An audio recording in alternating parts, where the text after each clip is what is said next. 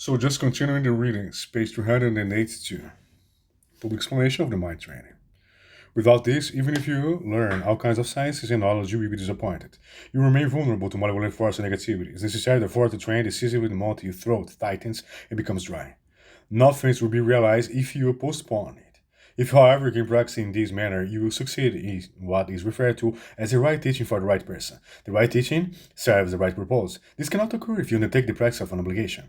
As an obligation, you must sharpen the tip of your heart and be in your mother's thought. Son, you must attack the afflictions head on with the thought, you shall die. In all interactions with others, accept the loss and offer them the gain. If you grant others what is most desirable among the mundane excellences and accept upon yourself what is the least desirable, then even if you experience disappointment like the person who goes to the land of Jews, but fails to find even a piece of rock that can be used against the dog, this act of giving and taking will still become a cause for Buddhahood. In this sense, whatever you encounter is immediately applied to your practice. In contrast, if you lack this habit, all your vast learning, refined meditation, and so on become endeavors of the eye. This will lead to your erecting of an eye fortress and accompanying they hate me, and making such statements as no one is more learned than I. When this happens, you become like with what Ligon Shonu Gyalchok says. The I and my loyalty to it make me suffer. All your spiritual practices become tools for your rivalries. And you always want to be on the top, which in addition to dooming your spiritual practice is misery in itself.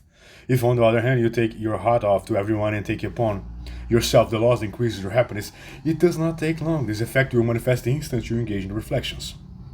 Transform activities, adversities into favorable conditions.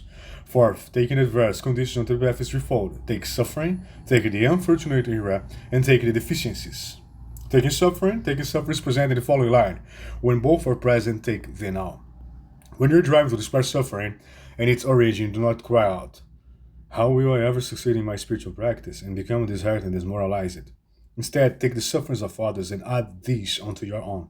Countless sufferings are likely to affect you personally, such as inability to bear the hardships due to old age, attacked by enemies, malevolent force, or illness, being let down by wealth, friends, and family, and so on. There's a tragic story about the novice monks of Shanghai, the Qin brothers. They went to Tsang province to study only to die, one day apart upon their return, while their third brother was left remain alone at Yarlong. Furthermore, when you are oppressed by afflictions such as intense hatred, generate love and compassion for those beings with similar afflictions and with this thought. Take it upon yourself the sufferings and their sufferings origins. If you train, the master said, in your mind, training can penetrate into the depths of your mind. But if you do not train in such a manner, you are merely sheep the surface. For this practice, you do not need qualities such as great learning. What's required instead is great courage. You need all honest heart. You can achieve this if you undertake the task right now. You will not succeed though prolonging procrastination. Act according to the saying, if it's white, treat as yogurt, and if it's red, treat as blood. If you're capable of proceeding on your path with ease, so too that whatever afflictions and sufferings arise in your practice reaches there too. Then true Dharma practice has arisen. To bear the title of a noble one, yet be abjectly deficient in virtual activity, is worse than being an unbuddhist heretic. Take the unfortunate era. The second, take the unfortunate era into the path is presented in the following lines. This proliferation of the five generations transformed it in the path of light to enlightenment.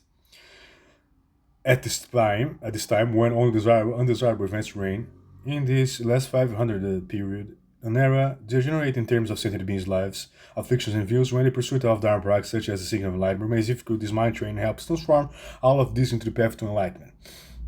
For whatever remains undesirable, make this that the entity you transform onto the path of enlightenment, to enlightenment. Therefore, you must ensure that a rising of the wicked mind exchanges itself and others where it has not arisen, and enhance it where it has already arisen. As it said, apply the 9 conditions admired by all. You should seek a teacher who reveals this kind of teaching. Associate with friends who engage in this practice. Listen to the teachings that present this practice. Purify the defilements that the obstacles, guide the conducive conditions, the accumulations, make supplications, invoke intervention by Dharma protectors, reflect upon the merit and shortcomings of either possessing or not possessing the realization within, and recognize the afflictions of the root, the grasping itself as enemies. In this way, whenever afflictions arise in your mind, they become pacified. When I recognize the true nature of conceptualizations, you experience a confidence akin to someone who, having recognized the chief, remains immune to any harm.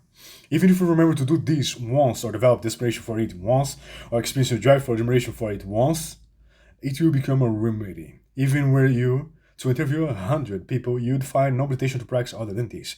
When were I bear to my heart, to you, the master said nothing else would be revealed but the red pulsating flesh. So just stop right here, 5 minutes, page 285, mind training.